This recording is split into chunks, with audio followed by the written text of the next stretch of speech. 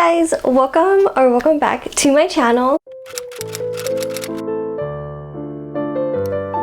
Spring has thawed and it's here. I decided to do some research and kind of look around for some spring book recommendations for not only you but me as well. These books will be 10 spring based books, either if they're based in a spring setting, have some type of floral cottagecore type of theme, or even have just anything on the covers that kind of give me the aesthetics of spring. Ironically, it's actually raining here today, so I feel like it's just a fun bookish day. I feel like it's so exciting reading based on the seasons. I almost said holidays, but that is already in the past. And yeah, and one of the things I love about reading is that it can really enhance your seasonal reads. So even if you're just going through anything throughout the seasons, it's always just like a nice enhancement to read something based on that seasoning.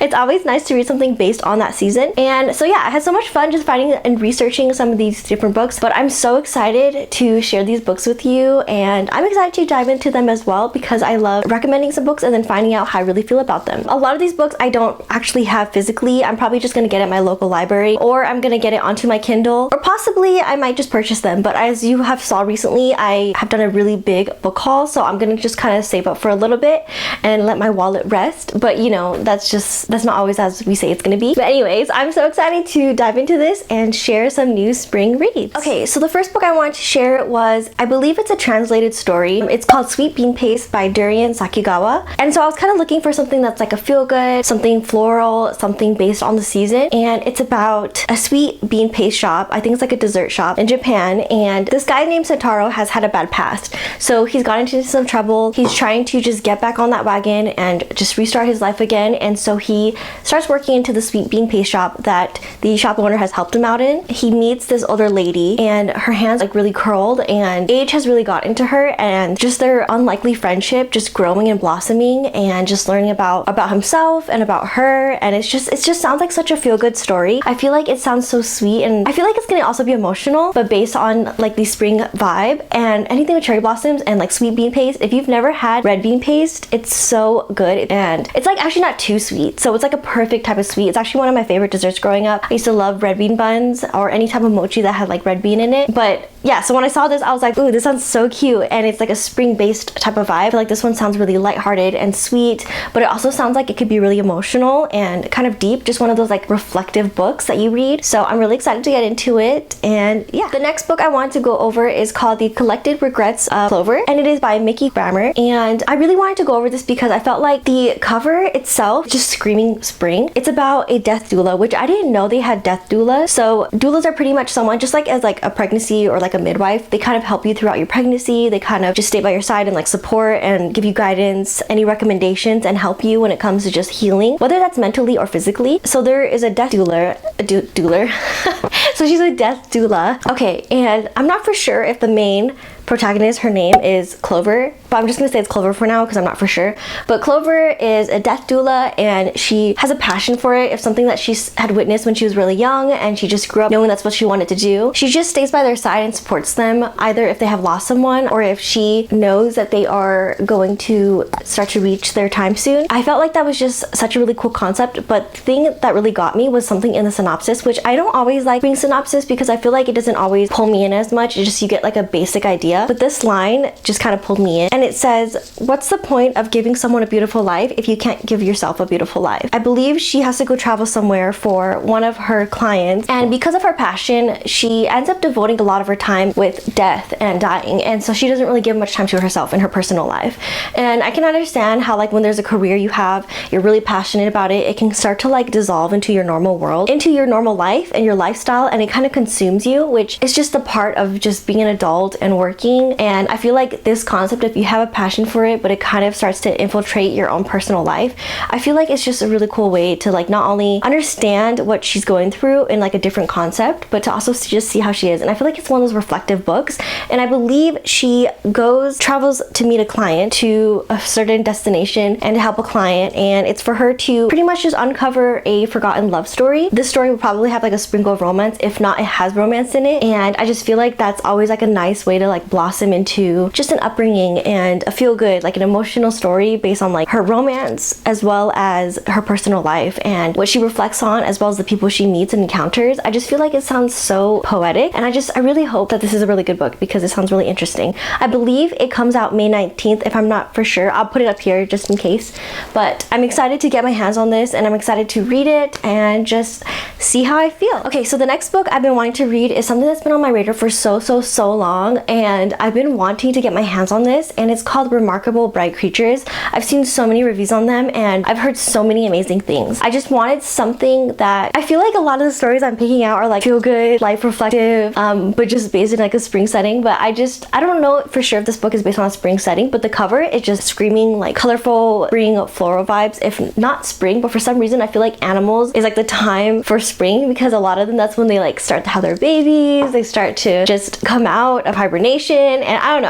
I'm not an expert when it comes to animals. I did used to work in an animal hospital. I don't think that makes me an expert at all, but I've always grown up just with animals and loving animals. And one thing you'll probably know about me, or you'll get to know about me, is that I'm obsessed with marine biology, or just anything that involves ocean animal, ocean life, just marine life. I just find it so beautiful and so eerie at the same time, but that's why I like it so much. I just think it's just so crazy that we haven't even discovered half of it, and there's just so much down there that we just don't know. The way the ecosystem works, just everything. I'm such a like crazed fan when it comes to just learning about just like even fish and like how they eat, how they adapt to their ecosystem. And sorry, it's telling me that it's gonna be raining soon. I don't know, I really love that stuff. I just find it so fun. And so I know when I was looking for this book, I was kind of looking for something based on like an ocean setting. I want to get this in a physical copy because the cover is just so gorgeous. I just think it's so beautiful, and it's one of those like upbringing feel-good stories. I've heard that it can be lightheartedly emotional, so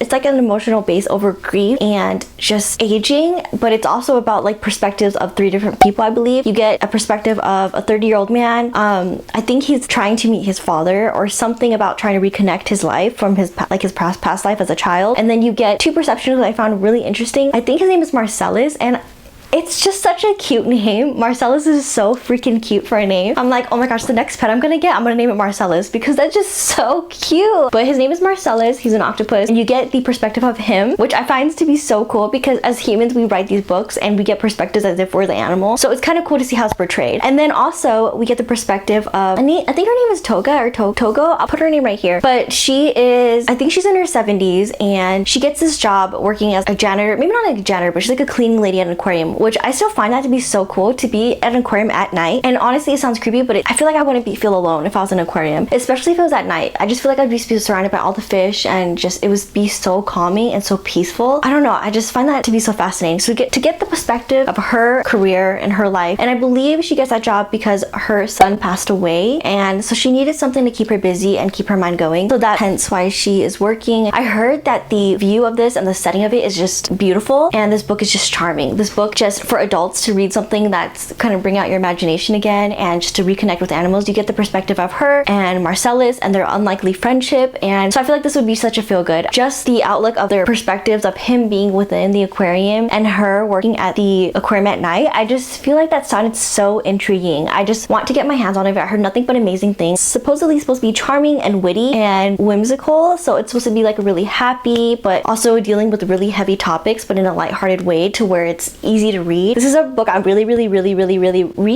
want to read, and I've been wanting to read it for so long. This book is called A Magic Steeped in Poison, and it's by Judy Lin. Other than the cover being beautiful, I feel like I'm excited to get my hands on this and read it because it sounds really interesting and intriguing. So within a village, they use tea. When they steep it, it kind of releases some magical powers for the individual or the characters, and unfortunately it also can create really dangerous things such as poison, and that's what happened with Ning, which is the protagonist within the story. She is a young girl, I believe. She's maybe not that young, maybe she's like in her teens, but she steeps a tea by accident and poisons her mom. So unfortunately her mom passes away, so she sets off to find a cure and to help her family just rehabilitate. And it's just about her journey going through just the village, using the steeped tea for magic and its purposes. I love tea. I feel like tea is just the cure for everything. Tea is just so beautiful. It's just to have an herbal remedy, that's just like, how magical is that?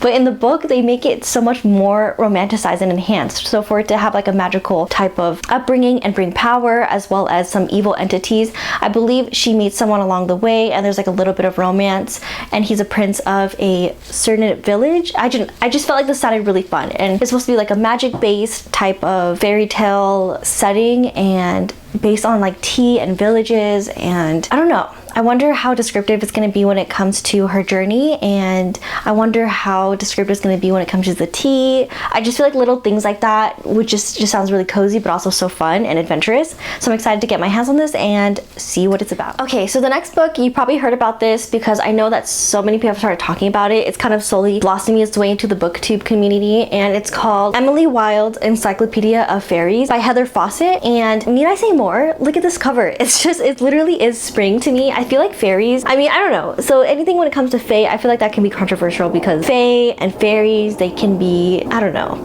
I'm basing it off of like what I've read in the fantasy world as well as just, oh my gosh, I'm sorry. There's like planes. Every time I film during this time of day, there's planes always going by. So I hope you don't mind the planes kind of in the background. But yeah, I'm kind of basing it based off of just what I've read in the fantasy world with the fae and the Sealies. And also when I compare it to watching like Tinkerbell with my daughter, I feel like I get two different perspectives.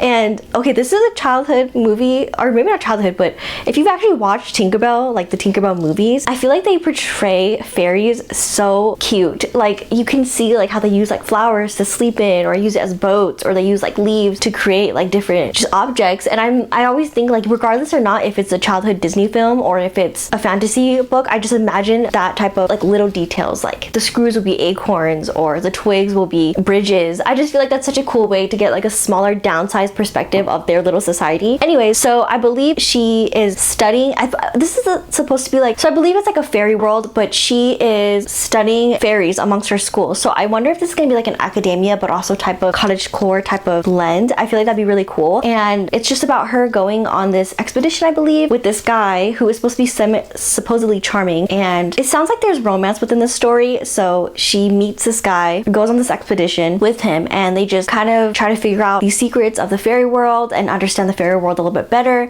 But then she also finds other discoveries within herself, and I feel like this would be a good book to read during the spring because if it is based on the fairy world, I feel like it would just give me that fantasy type of read. And it sounds like it's going to be a romance, but it also sounds like it might possibly be like a plot twist where there's something about, this is my assumption. I have a feeling that she's either going to obviously have a romantic relationship with this guy and it's going to open up her heart to something more different because supposedly he's like the more sunshine sweet guy and the town loves him, everybody loves him, and she's kind of like the grumpy type of protagonist where she just is in her own world and that's just her, it's her ways, it's her set ways. And I feel like she's gonna uncover more about herself and then reconnect and build her character up while working alongside with him. But it also sounds like book synopsis kind of goes into what's the story as to why he's on this expedition in the first place. So it's just making me wonder if it is gonna be a romance or if it's gonna be like an enemies to lovers romance. I don't know. I just feel like that sounds really cool and I want to know what it's about. So yeah, I believe it's a short read. I believe it's about 321 pages. So anything quick and like you just want to get through during the springtime will be a nice read when it comes to a short book. And I just want to know if this is going to be a romance book, and I hope it's really good. So I'm excited to see what it's about.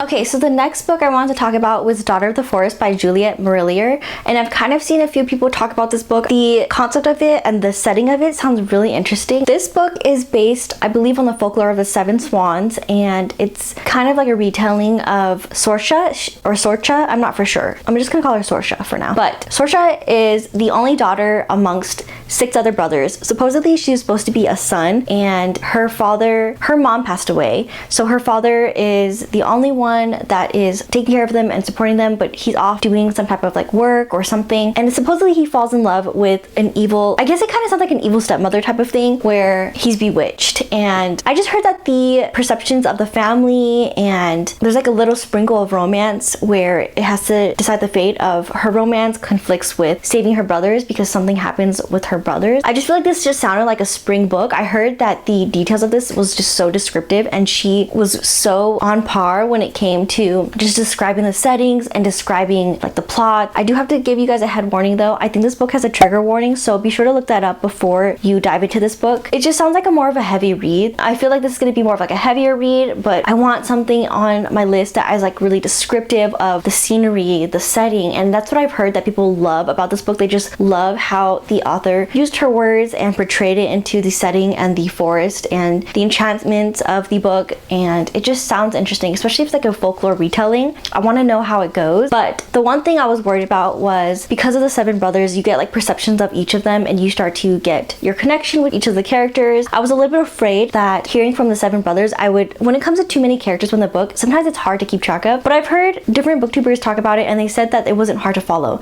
You are able to understand who is who. I'm excited to just see what this is about. Okay, so the next book, you probably have heard of it. It's kind of been out for a while, and I've heard that this book is really emotional and it's made people cry. But this book is called You Reach Sam by Destin Tao, and it's about I believe a 17-year-old girl. Her boyfriend dies unexpectedly, and so she calls his phone and she knows that he's not going to answer. She knows that he's gone. Everybody in their life and around them, their peers, their family, they're all grieving over him that he had passed away, and supposedly he answers, and it goes down to those conflicts of she's gonna have to choose to either still talk to him through this magical connection or to let everybody have him as well, but that just means losing him. And I don't know, I just feel like that sounded really good. And the cover has cherry blossoms. Supposedly they talk about this within the book, and I've heard that it's a really good read. A lot of people love this book and it's made them feel really emotional, because if I call someone that passed away and that's my only way to connect with them, of course I would feel like I want to keep talking to them, I want to keep connecting with them, because that's my one passage to them. But if it came down to the fact of me losing them forever but everybody else having them, it's just that conflict of like, what would I do in that situation? And yeah, I'm excited to get my hands on this book as well. Okay, so this one is not out yet. I believe it comes out in April, but it's Happy Place by Emily Henry, and I know that so many people are anticipating this book. I'm not going to go too much in detail about it because it's not out yet and there's not much I really know about it, except the fact that it's about a couple. They were together before and they broke up, but I believe they have to do like a gathering with their friends for like a reunion, and they are fake dating. Excited to see what this book entails and to see another one of her books. I also think it's really cool when you read authors and you kind of see their books from before and then they start to come out with new books, because you can see their writing styles either progress or just like change, and I just think that's so cool. So I want to see what this book brings, and yeah, I just feel like the cover gives me just spring break vibes, and anything with fake dating and Emily Henry type of rom-com books, I just find them